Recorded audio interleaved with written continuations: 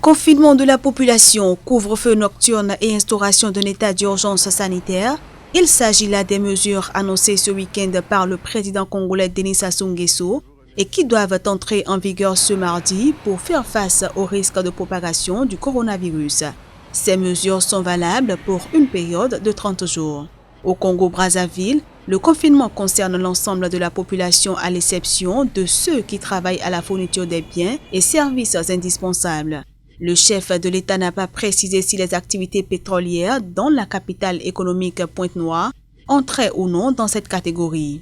Le couvre-feu est prévu de 20h à 5h. Le président a aussi annoncé la mobilisation sans faille des forces de défense et de sécurité pour faire respecter ces décisions. Plusieurs pays africains ont déjà annoncé le confinement de leur population, dont l'Afrique du Sud et le Rwanda. Le Congo-Brazzaville a officiellement déclaré 19 cas de coronavirus. Dans la République démocratique du Congo voisine, le bilan officiel est passé samedi de 58 à 65 cas, dont 6 décès. Tous les cas déclarés se trouvent dans la capitale Kinshasa, sauf un seul retrouvé dans le centre du pays, dans la province de l'Ituri. Une patrouille de gendarmerie a été la cible d'une attaque à l'engin explosif ce dimanche matin sur l'as Gomboro-Gakere, dans la région de la boucle du Mouhoun, dans le nord-ouest du Burkina Faso. Le bilan de l'attaque est de 3 éléments tués et 3 autres blessés qui ont été évacués pour une prise en charge. 2 gendarmes étaient morts et 4 ont été blessés sur le coup. Mais plus tard, l'un des blessés a également succombé. Les attaques avec des engins improvisés se sont multipliées depuis 2018 au Burkina Faso, coûtant la vie à près de 150 personnes selon un décompte de l'AFP. 4 militaires burkinabés avaient déjà été tués et 8 blessés en début du mois de mars dans 2 explosions de bombes artisanales au passage de leurs véhicules dans le nord. Le Burkina Faso, frontalier du Mali et du Niger, est confronté à des attaques djihadistes qui ont fait près de 800 morts et près de 800 000 déplacés depuis 2015. L'ensemble du Sahel est touché par les violences djihadistes, souvent entremêlées à des conflits intercommunautaires qui ont fait, selon l'ONU, 4 000 morts au Mali, au Niger et au Burkina Faso en 2019.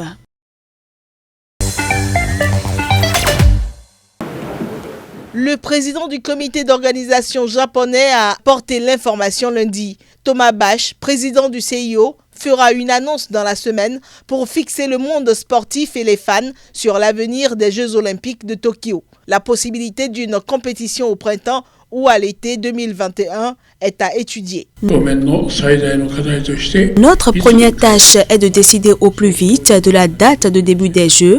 Les ajustements se feront sur la base de cet agenda. Nos avis convergent vers 2 propositions, celle d'une organisation des Jeux Olympiques au printemps contre une autre en été. Chaque proposition a bien sûr ses avantages et inconvénients, mais nous allons les comparer et prendre une décision finale.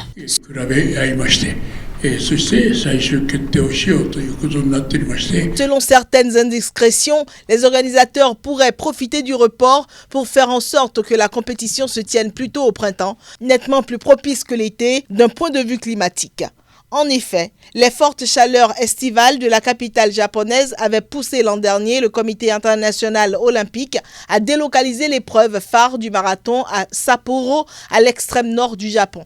Le but était de limiter les risques pour les participants. Cependant, selon la télévision publique NHK, citant des sources proches de l'organisation, les Jeux pourraient débuter le 23 juillet 2021, soit quasiment un an jour pour jour après la date prévue initialement qui est le 24 juillet 2020. Le report des Jeux olympiques et paralympiques de Tokyo à cause de la pandémie en cours est sans précédent dans l'histoire des JO modernes en temps de paix. Ceci représente un défi logistique colossal pour les organisateurs.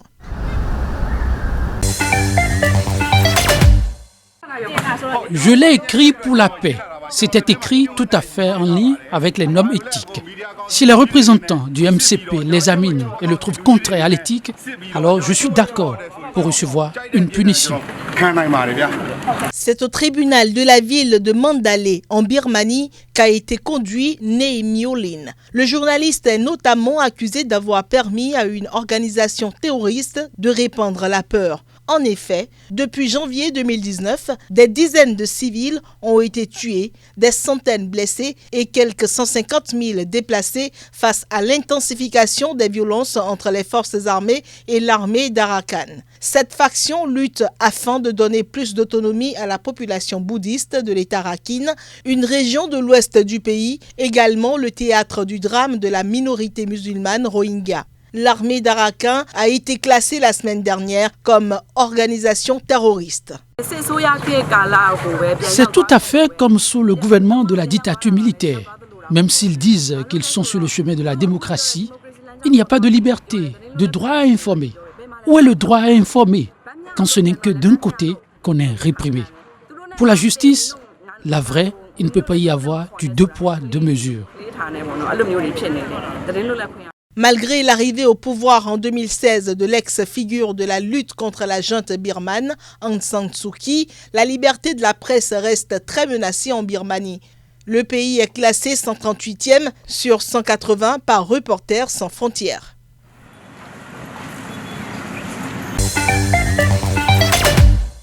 Ororo Makamba, un journaliste bien connu au Zimbabwe, est décédé du coronavirus à l'hôpital Wilkins, peu de temps après avoir parlé à sa famille.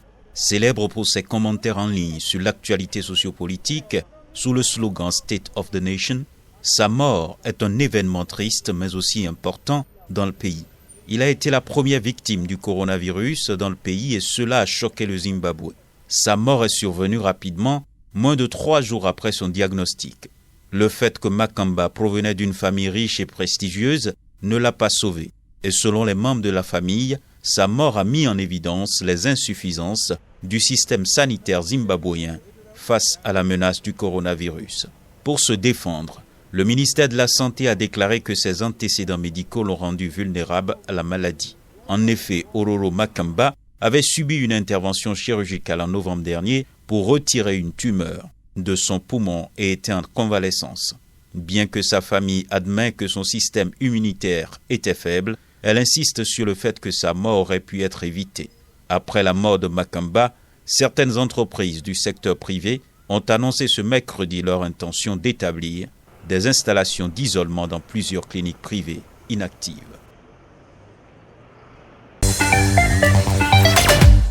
Le gouvernement et les ONG s'organisent avec les moyens de bord et tentent d'éviter la famine à leur population. L'Inde est entrée dans sa 2e semaine sur 3 de couvre-feu dans le cadre de la riposte au nouveau coronavirus. Les autorités tentent de juguler l'exode de centaines de milliers de travailleurs migrants privés de travail en raison du confinement. Ces travailleurs ont massivement quitté les grandes villes pour regagner leurs villages. Cet exode a soulevé des craintes quant à la propagation du virus. Beaucoup se sont retrouvés entassés dans des autocars ou des camps de secours. Si les enfants ou les personnes âgées tombent malades ou ont de la fièvre, on ne peut pas aller jusqu'à l'hôpital. On ne sait pas où aller. La police ne nous laisse pas aller dans les hôpitaux. On ne sait vraiment pas quoi faire. On le fait depuis 3 jours environ. On a préparé près de 50 000 repas, à peu près, jusqu'à aujourd'hui. On augmente la production. Demain, on ajoutera 5 autres cuisines. Et on espère donc atteindre 1,5 lac, soit 150 000 personnes dans les 3 ou 4 jours prochains. Selon un dernier décompte officiel dimanche, l'Inde, pays de 1 milliard d'habitants, enregistre plus d'1 millier de cas d'infection avec 29 décès. De nombreux experts s'interrogent sur ces chiffres, pointant le faible nombre de personnes testées. Une année après sa chute, l'ancien président algérien Abdelaziz Bouteflika reste retranché dans la solitude. Il loge dans sa résidence médicalisée de Zeralda, près d'Alger mais très loin du pouvoir. Sa chute était devenue inéluctable après des semaines de manifestations massives contre sa volonté de briguer un 5e quinquennat. L'armée, par la voix de l'ex-chef d'état-major, le général Ahmed Ghazala, depuis décédé, avait fini par le lâcher. La dernière fois qu'il a fait officiellement parler de lui, c'est lorsque son frère Nasser a voté par procuration en son nom pour la présidentielle du 12 décembre dernier. Plusieurs procès de proches collaborateurs de l'ancien président se sont tenus ces derniers mois. 2 ex-premiers ministres ont été condamnés à 15 et 12 ans de prison pour corruption. Le frère et ex-conseiller de l'ancien président, Saïd Bouteflika, a lui-même été condamné à 15 ans de détention pour complot, tout comme 2 anciens chefs des renseignements. Depuis, un nouveau président a été élu, ce qui n'a pas mis fin au mouvement de contestation. Mais avec la progression du coronavirus, les partisans du Irak ont été obligés de suspendre les manifestations dans le pays. Testé positif au Covid-19 mardi soir, le bébé originaire de la région de Hartford avait été transporté inconscient à l'hôpital en fin de semaine dernière et n'a pu être réanimé. Il est finalement décédé, devenant l'une des plus jeunes personnes connues à décéder des complications du Covid-19.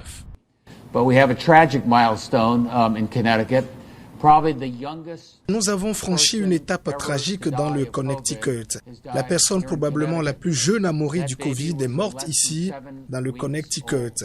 Ce bébé avait moins de 7 semaines. C'est un rappel que personne n'est à l'abri de ce virus. Les autorités de l'Illinois avaient annoncé samedi la mort à Chicago d'un enfant de 9 mois, alors la plus jeune personne connue à décéder du virus aux États-Unis. Plus de 5000 personnes sont mortes dans le pays du fait de la pandémie du coronavirus qui aura contaminé plus de 215 000 personnes, a annoncé ce jeudi l'université Johns Hopkins, dont les bilans font autorité. En 24 heures, 884 personnes ont succombé au Covid-19 dans le pays, ce qui constitue un nouveau record quotidien. Oui, nous, supporters de l'Olympique de Marseille au Sénégal, nous perdons un très grand homme. Dans le sens où non seulement Pape Diouf était sénégalais, mais en plus de cela, il a été le premier noir président d'un club d'élite des 5 grands championnats européens. Pape aussi a été quelqu'un qui a redressé l'Olympique de Marseille et a remis l'OM sur les bons rails, dans le sens où quand il est arrivé, l'OM était pratiquement dans le ventre mou du championnat, mais grâce à son travail, grâce au redressement fiscal du club et à la réorganisation interne qu'il a amené, l'OM est redevenu compétitif. Pape Diouf représentait un bel exemple pour nous. Il était aussi une référence dans le sens où, par exemple, il représentait un exemple parfait de réussite du fils du Sénégal, parti en Europe pour s'imposer dans le journalisme, dans son travail en tant qu'agent de jour.